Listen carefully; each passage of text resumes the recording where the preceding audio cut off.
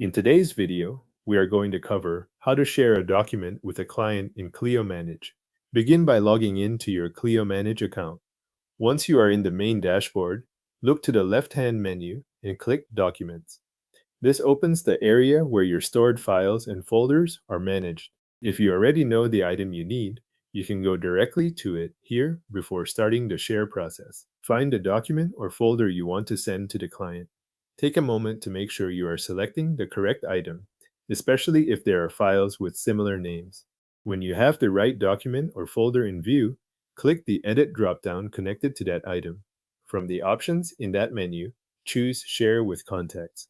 This opens the sharing window where you can assign access to a specific contact in Clio Manage. In the Select Contacts field, choose the contact you want to share the document with. This step determines who will receive access, so review the selected contact carefully before moving on. If your contact list includes similar entries, make sure the one you pick matches the client you intend to share with. If you want to include a note along with the shared document, use the Add a Message box.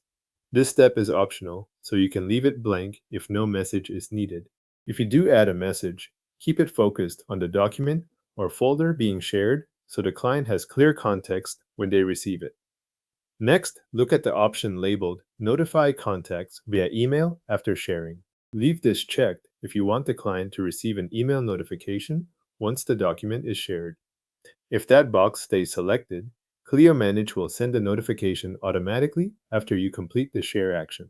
If you do not want an email to go out at that time, you can change that setting before continuing. Before you send anything, review the sharing details shown on screen.